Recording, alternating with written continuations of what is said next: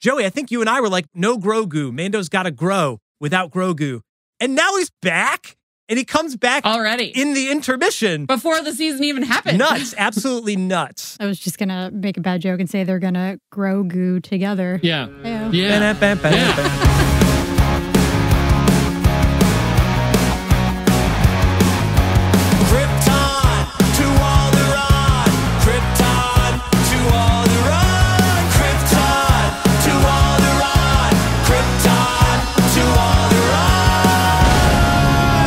Yesterday, we got in the car, my first time ever leaving the house, and I was like, feel good. And I had the Gorillaz stuck in my head. And then we listened to the Gorillaz like the whole way too. Did we all listen to the Gorillaz? I don't know. I mean, that for me, that was in high school. What'd you all listen to in high school? Let's do that instead. I remember that song, but I never liked the Gorillaz. But that is a pretty cool like baseline beat. Like it's iconic, but no. I think my first year of high school was when the first big Fall Out Boy album came out, Take This to Your Grave. And it was like the first time I heard like pop punk and screaming mixed together and like really like angry music that was also like really catchy. And that was my jam. I was like the ultimate emo kid. That was like 2003, the first year of high school. But that CD was my favorite CD in the whole wide world at the time. And it got stolen from me. I left my like gym locker open like one gym class. And someone stole my CD player and the CD in it, which was Fall Out Boy, Take This to Your Grave. It was like kind of heartbreaking at the time. Because I was like, whoever stole this doesn't like Fall Out Boy. They probably listen to the Gorillaz. Oh, thank you. Shade. Thank you. Shade.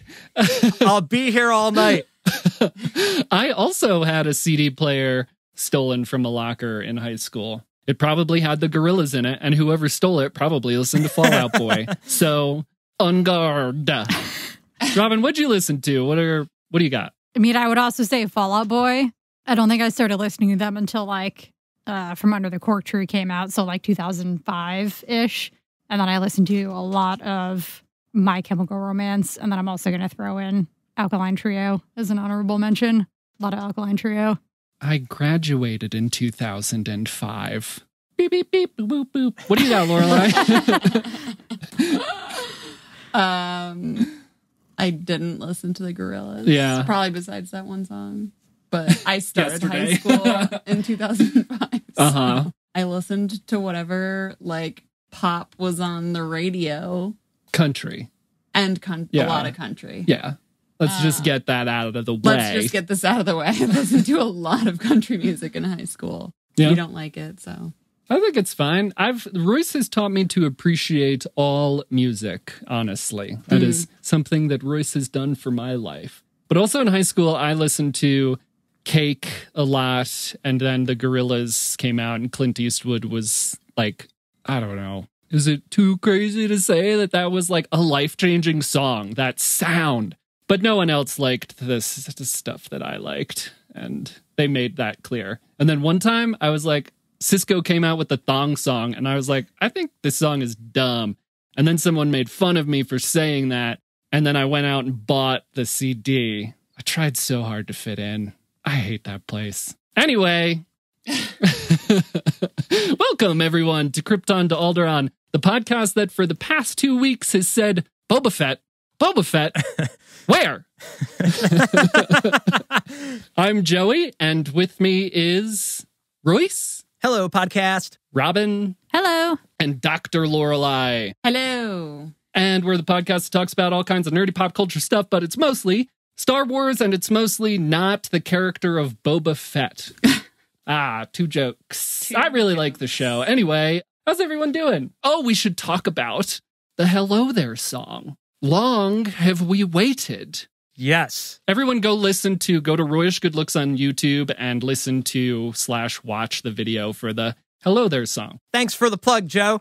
I think it's doing good. If I can be a selfish 21st century content creator, it's not doing as good as it should be doing. But also, I don't think it's the right time for the song. I should have waited until Obi-Wan got released. I think when Obi-Wan comes out, it'll get a nice little spike. But it's doing pretty good. I think it's at 70,000 views right now, which is pretty cool. now I don't know what people are going to bug me about. I've got a lot of requests for a Boba Fett song, for like a Bantha song, and people are going to have to find something else to troll me with. I don't think those are going to sustain the test of time. It's like every day someone was like, write a Hello There song. So it'll be something else. I think you and I talked about this where it's similar to when Sony released the first trailer for No Way Home.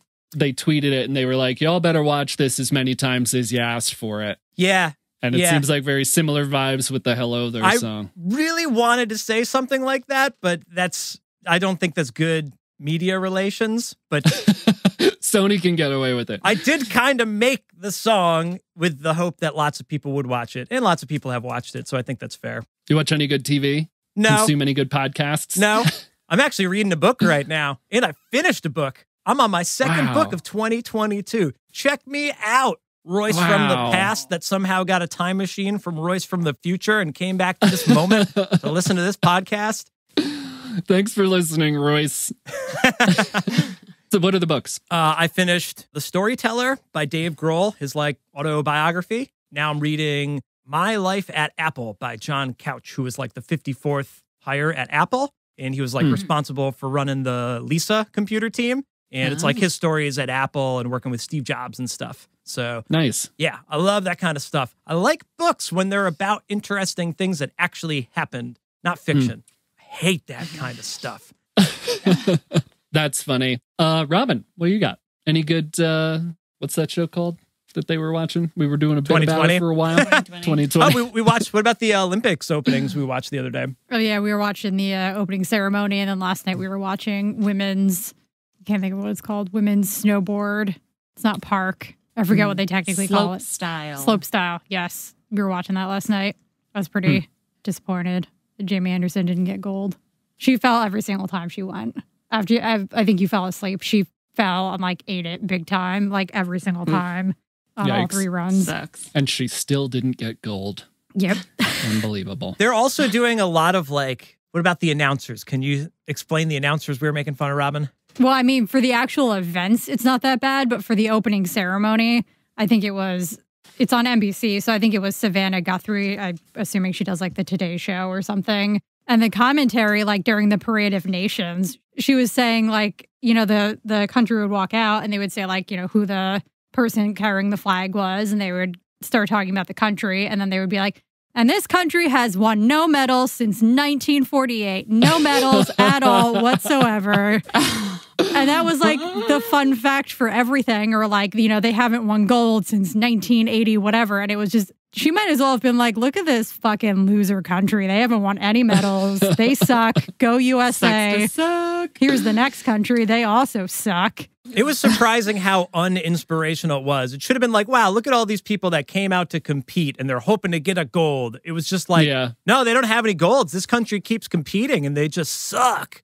I mean, why even try at this point? They're am I small right? tropical islands, and it's and shockingly, they haven't won any medals. Yeah, yeah. Yeah, they the did Jamaican bobsled team. I mean, they did mention that, and then they made a comment about how, if you've never seen Cool Runnings, go watch Cool Runnings. It was like an SNL sketch. It was very weird. It sounds like it. Waka waka. Pretty much. Lorelei, what do you want to talk about? We binged the new Kristen Bell show on Netflix. The name it's like a true of which crime satire. Yeah, it's sort of murder story satire thing, and it's pretty funny. But it's called The Woman in the House Across the Street from the Girl in the Window or something really long and dumb. Yeah.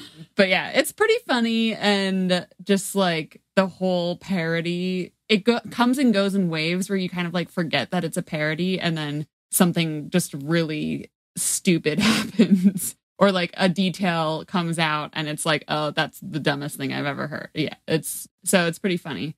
I do recommend. Yeah, lots of weird stuff. It's it's a dark comedy satire, but lots of weird stuff happens. Even in the funny satirical parts, it's ominous. There's always sort of a shadow over everything. So you're never quite able to just relax in the comfort of the comedy. Or at least I wasn't able to. It always felt this is funny. but the comedy's distracting from the tenseness of like the general atmosphere in a good way. Yeah. I don't know. It's all good. It was good. I enjoyed watching it. Yeah. And we also started watching Getting Curious with JVN. Yeah, Jonathan Van Ness. So good. Yes. I think we've watched all of that. We've watched all the episodes that are out. We've started and finished. Yeah. So, but I don't know if it's like coming out. I don't know. But I learned a lot about a lot of different things. Figure skating. Yeah. Just in time for the Olympics. Very good. Highly recommend. We've been watching anything else? What have we been doing with our time? I don't know. I guess that's pretty much what I'm into too. I'll also say that I am going to be, I'm a little nervous. I'm going to be part of a Roundtable live stream Sunday, February 13th at 4 p.m. The topic of the discussion is LGBTQ roles in television and movies played by non-LGBTQ actors. So we're going to be talking about that. It's going to be a nice roundtable discussion. If you're interested, it'll be live streamed. Go to Galaxy Queers Podcast on YouTube or follow Galaxy of Queers on Twitter. And yeah, we'll be live streaming February 13th at 4 p.m. Is it going to be recorded too? I think it's going to be recorded too. Yeah. I've never been on a live stream before, so I'm nervous. I've also never been part of a roundtable discussion before, so I'm also nervous. But at least if they was recorded, they could take out me saying like Royce is going to do all throughout this episode. But yeah, so those are all the things we're into besides Book of Boba Fett. Am I right? So yeah. Let's go around the room. Star Wars roundtable. Speaking of roundtable, Star Wars roundtable. Pew pew pew. Boo boo boo boo. Make some echoey noise, Royce. Okay, I'll just hit the echo button. Okay, so am I right? Royce, am I right? Yeah, we're into Boba Fett, sure. Yeah. Robin, am I right? Technically, I think I'm just into The Mandalorian. Lorelei, am I right? Yeah. Okay, cool. So let's talk about Chapter 6. Listen, I've got a lot to say.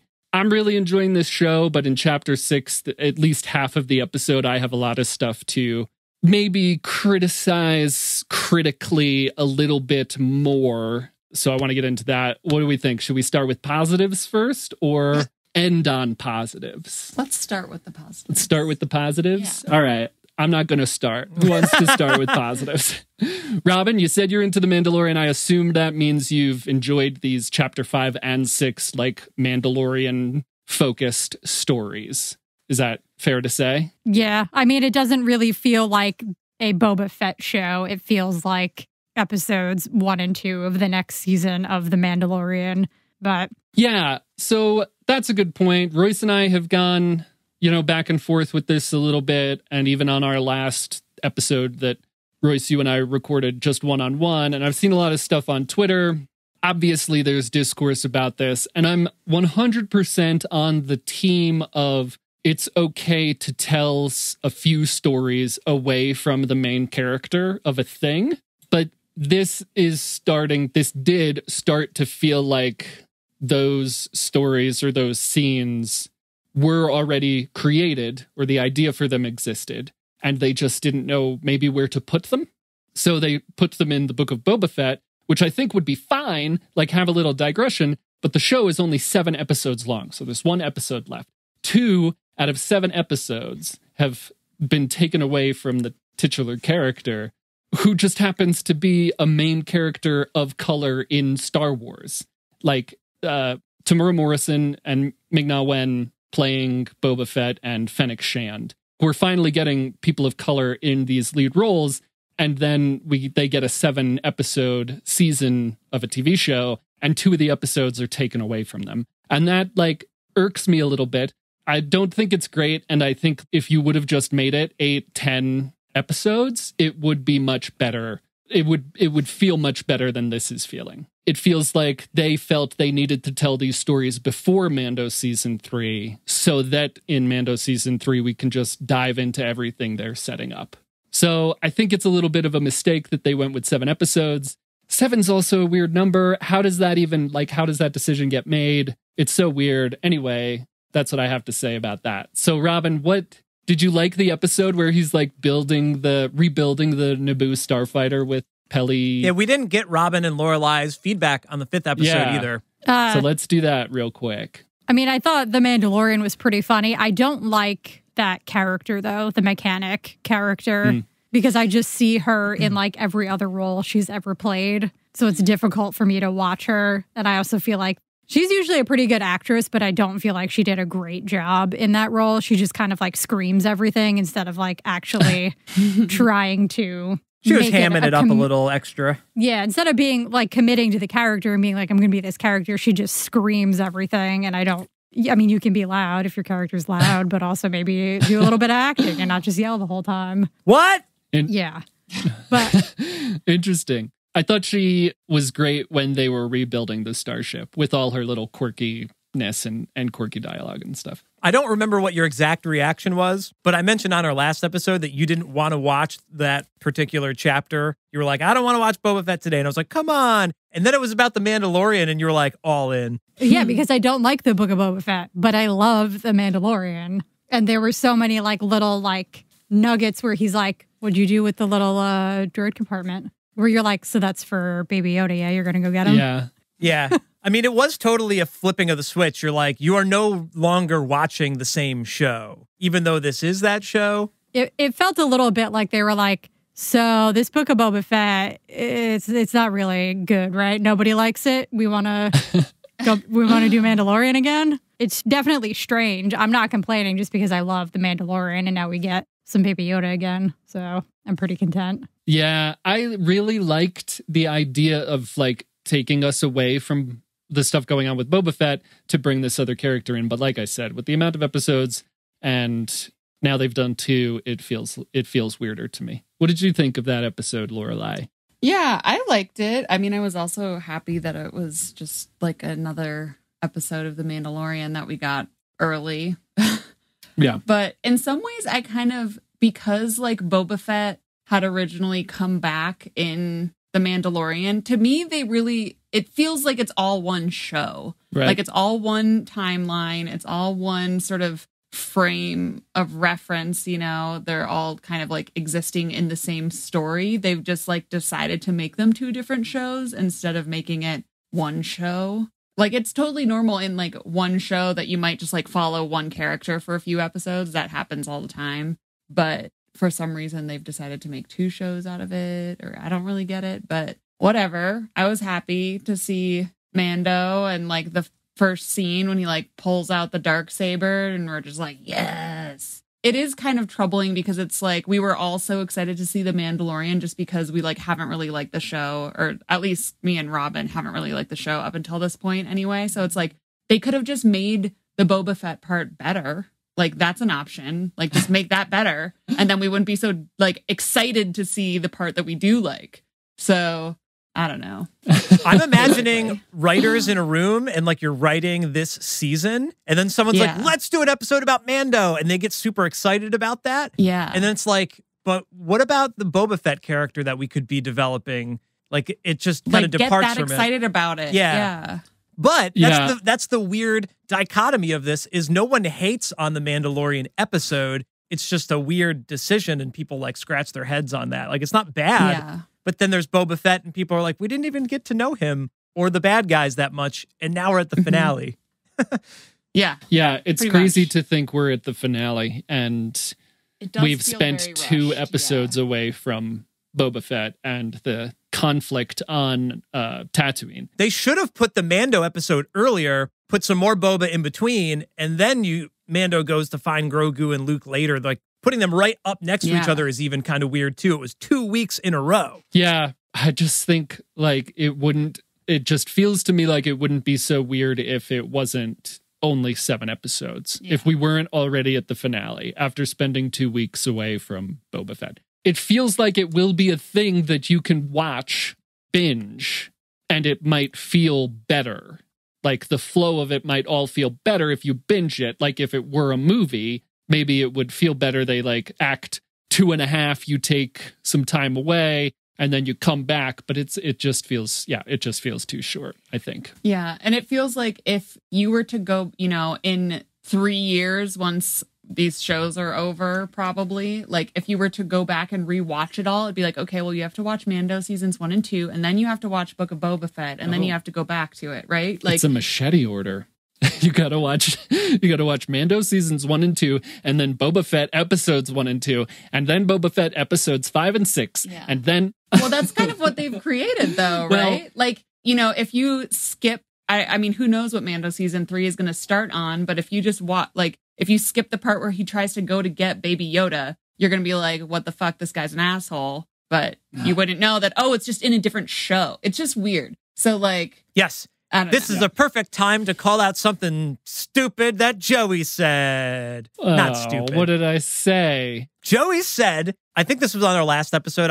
The episode you and I did, where you're like, the only thing you're going to miss is that he built a starfighter off screen. Yeah, that's the thing. And now it's like, a critical part of the story is now in the other show. Right. It's not like they could have just done the thing where Fennec Shand is like, I have an idea of where to get some muscle or whatever like that line was, and then it was the Mandalorian theme. He could have just like had a fun cameo. Like that's what they did with Boba Fett in the Mando show. So like he could have just popped in, fought some people, and then popped right back out, and it would have been great. And then they could have put the Baby Yoda stuff in Mando season 3. If Mandalorian season 3 starts with a previously on the Book of Boba Fett. Like that's an issue, I think. If Grogu comes back to hang out with Mando, and at the beginning of season 3, Grogu's there, when whoever watched Mando season 2 is like, wait, they departed. That was like the whole point, is that he's never going to see him again. And he's immediately back in the first episode.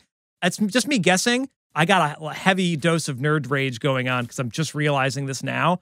That's the opposite of everything we talked about when Mandalorian season 2 ended. And we didn't we do a whole speculation episode about season 3 where we're like, Joey, I think you and I were like, no Grogu. Mando's got to grow without Grogu. And now he's fucking back, and he comes back already in the intermission. Before the season even happened. Nuts. Absolutely nuts. I was just going to make a bad joke and say they're going to Grogu together. Yeah. Hey-o. Yeah. Bam. First of all, I'm couple counterpoints. One, when shit like that I say gets proven false, go back and delete it from the recording, from the Jedi archives.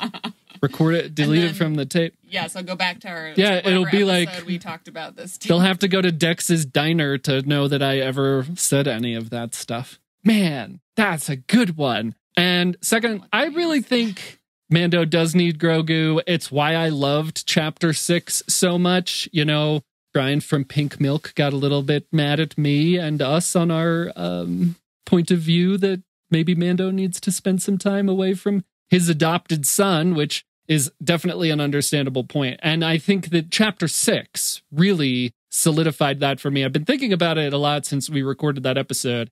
And I think it just was solidified in this chapter, like the storytelling of found family in Star Wars and the benefit of that needs to be told. And so Grogu and Mando should be together. The message that sends to the people consuming the content needs to be received. So Mando and Grogu should get back together. And a whole line of thoughts like that. And then watching Chapter 6, you gotta get Grogu away from Luke Skywalker. And so Grogu needs to be with Mando. Yeah, because Luke sucks. We're going to get into constructively criticizing Luke's method of teaching. But torturing frogs. Yeah, there's just, I have so much problems. That's probably what the rest of this podcast episode is going to become, is the discussion of Luke on that planet with Grogu and trying to teach Grogu, his first student, how to become a Jedi and the ways of the Force. But before we get into that, so Chapter 5, we take some time away from Boba Fett. We see Mando built. First of all, I love Nubian starships. I think that's friggin' awesome. You know what? Go listen to Triad of the Force. They had a really great episode about Chapter 5, and they brought up a point that I didn't think of, which is like, loved seeing Carson Teva again as the X-Wing pilot. But what a horrible, maybe not horrible, what a weird, bad take that is with like the space cops patrolling for outdated registrations. The space cops patrolling for outdated registrations when like the Hutt twins are coming and going from Tatooine, criminal master lords of the galaxy. The Pikes are running Star Wars meth, but like the space police are pulling this guy over, Pedro Pascal, over to cite him for like not having his registration up to date. That's like just some classic Star Wars problematic bullshit. So go listen to Triad of the Force. They discuss it much more eloquently than I do. But let's get into chapter 6. We're getting back with Grogu and Mando. So I know my question is, what did we think of this episode? And I know Robin loved this episode because of who's in it, but, you know, in the terms of it being a book of Boba Fett in it, Boba Fett's in it for 5 seconds, and then we don't get Boba Fett anymore, unfortunately. Royce, what did you think? Totally surprised that we saw as many people as we did in the episode. Luke, Ahsoka, R2-D2, and then Cad Bane at the end, even Cobb Vanth. They threw like everything but the kitchen sink at that episode. Like I said, the writers in the room just jerking each other off with how many characters we can put in this episode. They went over, and did I mention Grogu? Like on top of that, also Grogu and the Mandalorian. They had way too much freedom of like, how can we just put a big smile on everyone's face? Maybe that sounds sacrilegious. It was just a lot of, let's just have a good romping time in Star Wars, not focusing on the Boba Fett coming to a season finale very soon. So I was just surprised that that was the approach they took. But yeah, it was great. Like everyone says the Luke CGI looks better. Some of the like lip sync is kind of weird, but like his face looks a lot better. And it's like bold as hell that he's now like a main character in the episode, not just like a little cameo at the end of, you know, season 2 of Mando. Like he was the focal point in the episode. It's crazy. And now that's the thing they're going to do from now on. And they've only done this with Luke and Tarkin and Leia so far. They're going to eventually do that with everybody. You know, we're going to be watching an episode of TV. It's not even the actors at all, you know, or the original actors at least. So that's crazy. Luke's just number one. They'll do everybody eventually. I'm sure of it. And I don't know. It's cool to see him building that school, and heartbreaking when he makes Grogu make the choice. And when Mando leaves and Grogu reaches out, it had all the awesome Mando feels. And I don't even remember the Boba Fett part of the story. I do remember the Cobb Vanth and Cad Bane thing. That was cool. But it felt really weird to go from like the Jedi training school to Tatooine and then back, because that shit doesn't relate. That was weird to me when they panned over to Cobb Vanth, and you're like, why do I care about this? I want to go back to Grogu. We're so distracted by the Mando Grogu thing, which is super compelling, and no one's compelled by the Boba Fett story, which is my major quarrel with the entire season. But I was surprised to sum it all up. What did you think, Robin? I mean, overall, I loved the episode. I definitely have some things I was more excited about and some things I would love to nitpick. But overall, I thought the episode was awesome. What was your impression of Cad Bane?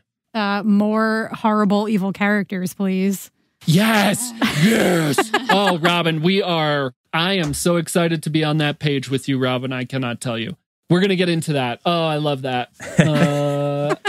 Lorelei, what'd you think? Yeah, I really liked it. I think it was fun that they just like brought in every character. I have no idea who that creepy guy is. Do I know him from something else? Unless you watched the animated series. Then no. Unless you watched the Clone Wars. That's what they call me. Joey, watch the Clone Wars. You're a Star Wars lover.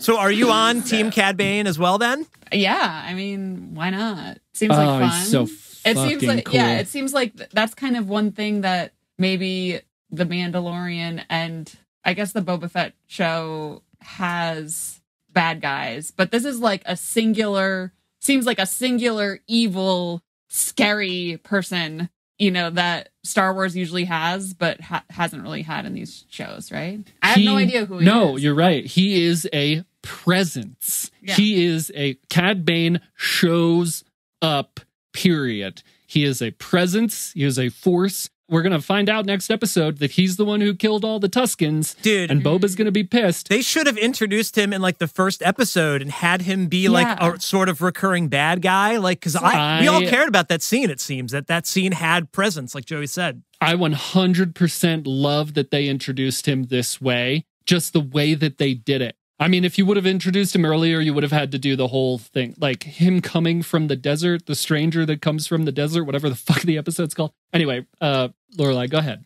Yeah, so just in terms of the arc of the episode, like I think that interaction, Tatooine, that could have been its own episode. Like they could have really gotten into it, and like the whole thing like now feels very rushed. So, like, it's okay to, like, let things... And I guess maybe they were limited to 7 episodes for whatever reason, whatever. But this is streaming TV, which means there's no rules. Just, like, do whatever the fuck you want. But apparently not. Yeah, I think that could have had its own episode. And, like, the Mando going to see baby Grogu could have been its own episode. Like, there's all these, like, different parts that could have just been, like, a little bit more split up and, like, allowed to have their own time. But... We were supposed to get a crime show... And Cad Bane is a bounty hunter crime guy. You know, they introduced him, so maybe he's in the next episode or next season or whatever. But, like, I think he could have been a great recurring character, like, on more episodes or just one episode where he and Cobb Vanth, like, you know, met and then stood off and had a whole thing for an episode. You know what? I think, like we were talking about last time, and, like, I think was said on the Pink Milk live stream a couple of weeks ago, if they had made episode 4... the first episode, then this like Cad Bane would have shown up much earlier and he could have been that ominous presence. Again, it does feel very rushed and it doesn't feel like we're getting enough time to spend with the characters. That this is something I'm going to bring up when we get into talking about Luke training Grogu on that planet. It just feels not as substantive as it could. The Skywalker saga to me feels very substantive overall for the most part. Like you're eating a well-balanced meal, right? It's got everything you need. It's satisfying, you know, again, overall satisfying. And maybe we're not getting it that much from this show. You know, I love Krypton to Alderaan. I love podcasting with y'all. There's 4 of us. We all have opinions and it's a lot to go through. So we're not going to be able to touch on every single thing. So I want to steer the conversation away from Boba Fett. Sorry, I know I just criticized the show for doing that. But toward what we focused on in Chapter 6 with Luke and Grogu on that planet. And all of the criticisms I have for the storytelling decisions that were made, you know, based on what we know about those characters. And what Luke is trying to do in this stage of Star Wars. Din shows up on whatever planet that is where Luke is building his Jedi school. We see little R2-D2's antenna, and that was maybe like the first time I sat up on the couch and being like, oh, I just like, as soon as that little R2-D2 antenna stuck up, I got the Star Wars feels. You know what I mean? We all know the Star Wars feels, right? Lorelei, do you know the Star Wars feels? Sure. Is it the feeling you get when you see Baby Yoda for the first time after a long time? Sure. You know what? The Star Wars feels are whoever feels for Star Wars. Don't let anyone gaslight you. Don't let anyone gatekeep your feelings. Speaking of gaslighting, Ahsoka Tano is my favorite character of Star Wars. Seeing Rosario Dawson as Ahsoka Tano takes away from the character for me because of everything that's happening. You know, she's in that transphobic lawsuit. And so that's a whole other issue. But the character of Ahsoka Tano has done so much good and left the Jedi Order and experienced the galaxy. And I know I'm coming at this from the perspective of someone who's like knows everything there is to know about Ahsoka Tano, but that makes this feel wrong to me. Her entire interaction with both Din and Luke on this planet feels wrong. Gaslighting Din as soon as he shows up, when he's like, I want to give this present to my son. And she's like, go ahead, if that's really what you want. Are you sure you really want that? Like, all that was very icky feeling, and she should know better. And then that she's not helping Luke be a better teacher. Like, again, she left the Jedi. She went out and experienced the galaxy and experienced other people in the galaxy and experienced what the Jedi meant to other people in the galaxy. And I really feel very strongly that she should be helping Luke change the Jedi Order. And from what we saw of Luke and Ahsoka and Luke's interaction, that is not happening. What did we all think of Luke's interaction with Grogu? Not just the choice that he's making him make at the end, but the whole thing overall, from every moment we saw with them together and Luke trying to train him. Let's start with you, Lorelei. Let's switch things up and start with Lorelei. I didn't like it. I mean, I thought the whole thing just seemed super toxic, and like even when they're like walking down the path and Grogu's like too slow and he's like boinging him, you know, it's just like, just let the kid walk. Like, first thing I texted Royce about when we got done watching the episode, I texted Royce immediately and was like, just wait for the kid, you jerk. Like, that is such bullshit. Yeah.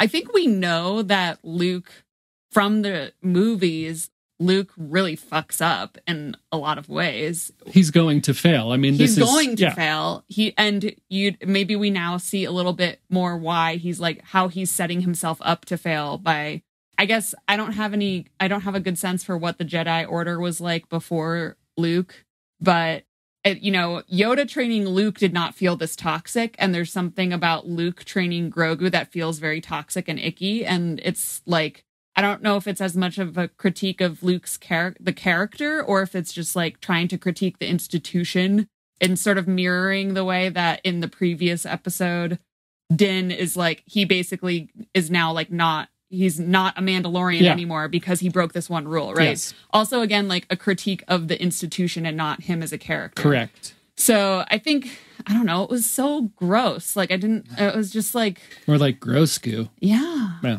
I felt so bad for him. And overall, I didn't like it. But I think we weren't supposed to like it is the thing. I don't think it's that the writers were like, oh, let's make this fun training scene and have Luke be an absolute asshole in it because we don't understand that this is bad. I think they did that on purpose. I hope so. I hope they did, or else they like seriously misjudged what they did. They have to. Dave Filoni directed this episode. He went out of his way to make Ahsoka the character that she was up until this point. And he has seemed to have a very good understanding of how toxic Luke's teachings right now are the toxic institutional teachings of the Jedi of the prequel era. And that's what I think Ahsoka should be helping him overcome, instead of just being like, I don't know, enabling it and then piecing out. What did you two think of those Luke training scenes? Did you get any of these vibes? I love Luke as a character.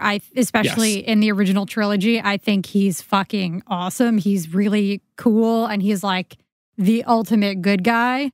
And then watching this episode, I'm like, why did you turn him into a giant piece of shit? Yes. I was really like, there were some parts that were cute, like when he's like, Grogu, like, don't eat the frog, and then he's got him in the backpack, and you're like, oh, that's cute. But then he's picking him up, and he's got him getting blasted with lasers, jumping through a pond, and like, what are you doing? Live rounds. Yeah. And then how about when he, without the audience understanding if there is any form of consent, he makes Grogu relive his trauma. That was really fucked up. I was really, watching really that. Fucked up, right? I think I literally He's like, oh, you don't remember? Yeah. I'll make you remember. I don't think there's any like consent happening. I think he asks him. Go ahead, Robin. I think after that, I literally looked at Royce and was like, why would he fucking do that? Just out of nowhere. Like, remember that really horrible, like the worst moment of your entire life? No. Here you go. Yeah. No, I mean, we're laughing, but it's really a terrible thing, and it's a terrible message to send. Again, I believe that pop culture has a responsibility to the people watching to portray the correct messages so that we can like exist better as a society, and that's a horrible message to send. Royce? I call them Grogu's mind blowers. Grogu's mind blowers. Chatrio, we love you. Anyway, go ahead. Your mind's been blown countless times. So it was definitely pretty cultish that he's like, you got to do this or you can't be in.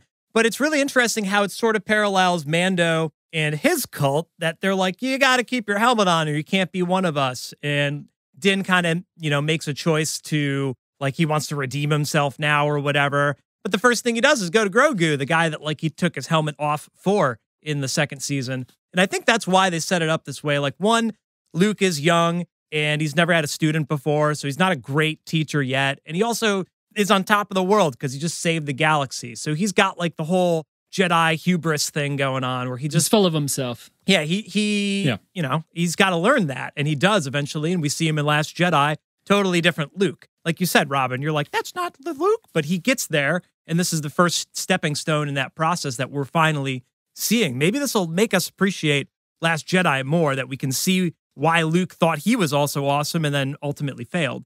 But it's awesome that it's setting up that why Grogu would want to go back to Mando, because Mando actually cares about Grogu. Everything that Grogu wants, Mando eventually gives into, like taking the little ball off the steering wheel. Mando's like, okay, here you go, buddy. That's like the end of that episode or the next episode. Yeah. He gives into Grogu like you would give into your son or daughter that had puppy dog eyes when they wanted the whatever device, or candy bar or whatever. He loves Grogu, period. He fucking saved Grogu.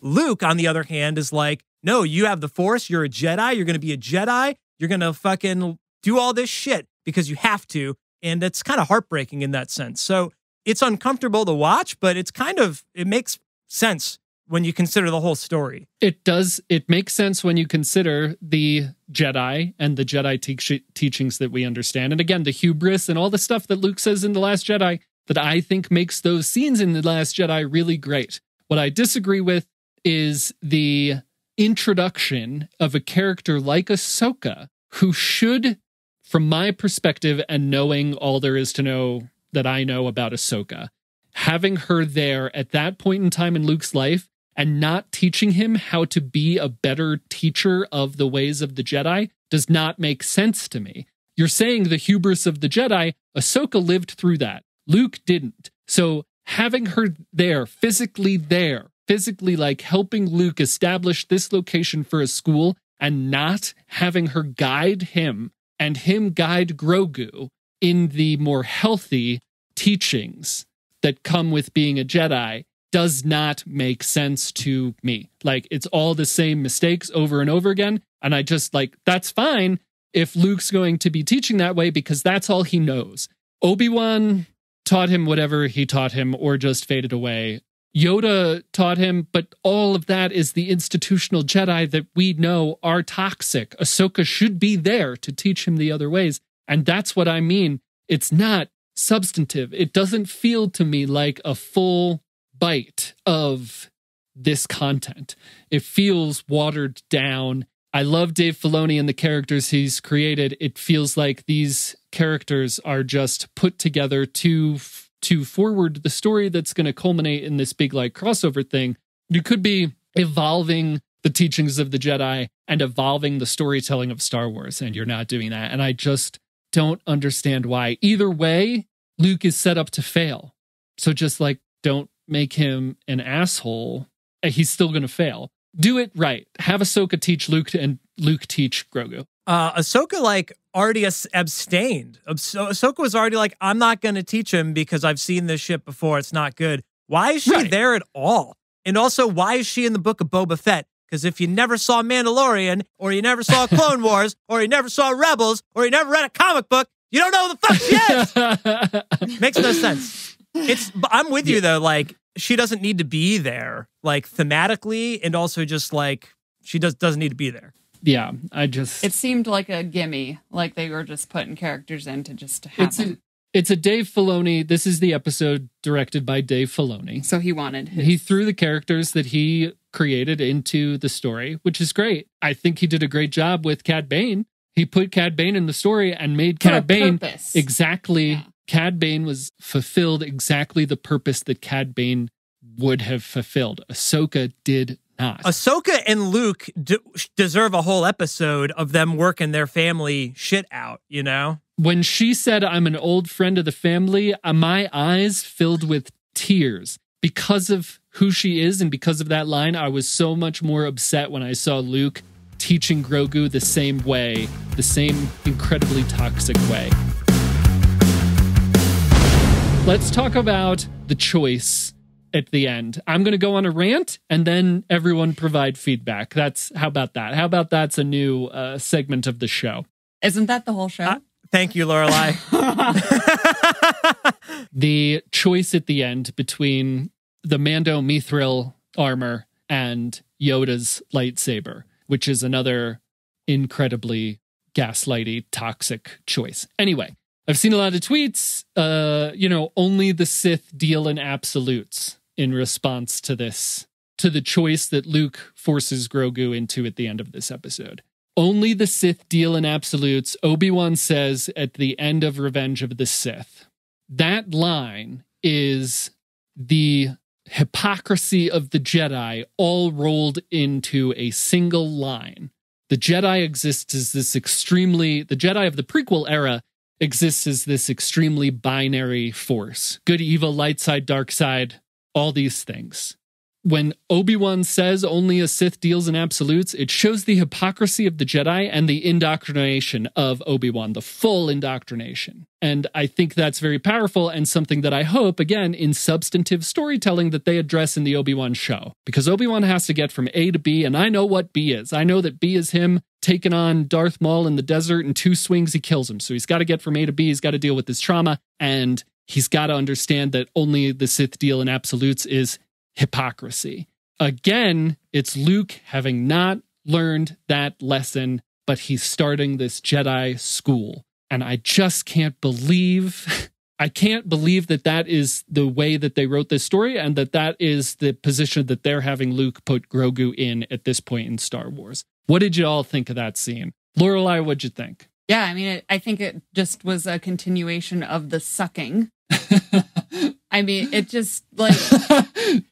A continuation of the sucking. I think it is a criticism, it's a criticism of the institution. The Jedis are training child warriors. I think instead of it's so similar to how do we do a lot of this, but instead of critiquing the individual, you have to critique the system. Yeah. And Luke is a product of a system that sucks and an institution that sucks, and they should just be rid of the whole thing, but they can't because then you couldn't make TV about it. But we know the school is going to fail. This is just showing why he fails. And it's because he's making someone who could potentially be a really important ally. He's forcing Grogu to make this shitty decision instead of coming to people where they are and understanding this is a child that has an attachment to another being. I'm just going to make them be what I need him to be for my own purposes. So the whole thing's all evil and sucky, and I don't like it,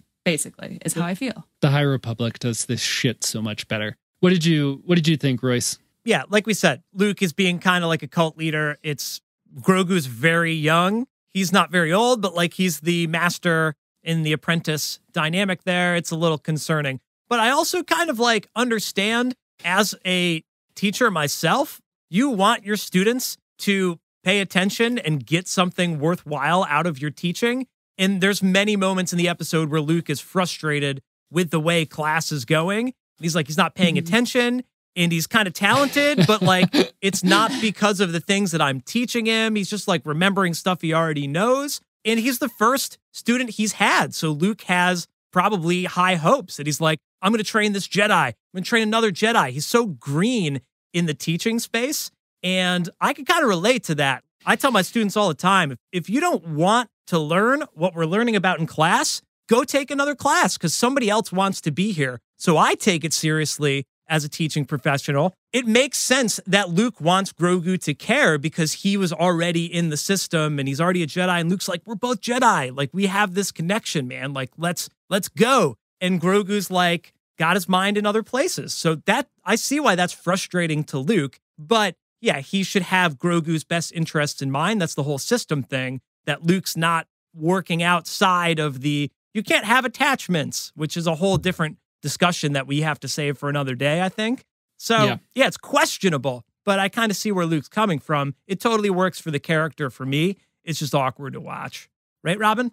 I think it's just weird. It feels very like I kidnapped this little kid from his family and now I want him to completely forget about his family. And then he's What like, the Jedi do? That's like all they do, right? Right. Like, they did that Brian, to you're going to love Anakin. this episode. and then he's like, Yeah. do you choose your family or the military? And he's like, anyway, Yeah. I hope he takes both. And then I hope he stabs Luke with his tiny little Yoda lightsaber and goes back to Mando. Luke wants Grogu to reach his potential. So there's more to it that we're not diving into right now.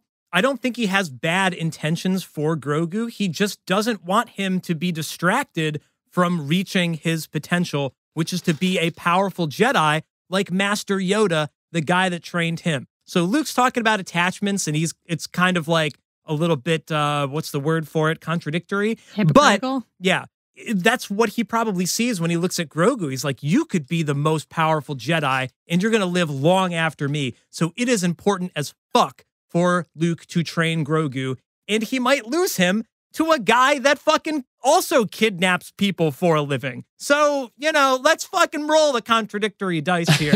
All right? Okay. Let's roll it. There's a difference. There's a big difference here that we'll have to get into differently. I think the main takeaway here is there's like a healthy way for Luke to train Grogu and an unhealthy way for Luke to train Grogu. And Luke is existing in this very systemically toxic society that the Jedi have become and made, and that Luke deals with later before the events of The Last Jedi, before and during the events of The Last Jedi. It just doesn't make sense right now. It would be so much more to accept the storytelling, for me personally, to accept the storytelling and to feel more connected with the storytelling and to feel much more emotion when we learn that Luke falls, if I knew that now Luke was taking a healthy approach to the teachings of the Jedi. We know that he's met High Republic era Jedi. I know that he's met High Republic Jedi.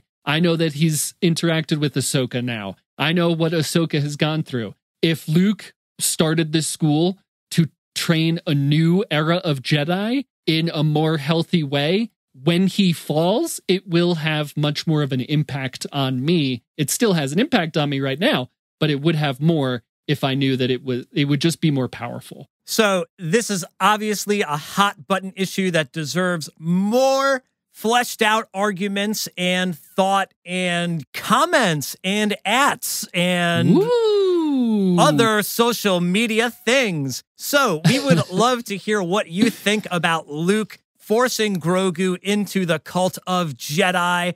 And if you also have thoughts about Boba Fett season finale, we'd also love to hear that too. Tweet us at Krypton Alderaan. Follow us on Instagram, Krypton2Alderaan. Or if you're listening on any podcast apps, leave us a review. If you're on YouTube, leave us a comment. Or if you're old school, you could pew us an email, krypton2alderaan@gmail.com. Thank you for listening to the show, and we'll talk to you on the next episode. I've been Royce. I've been Robin. I've been Lorelei. And I've been Garsa Whip. Oh. And we've been...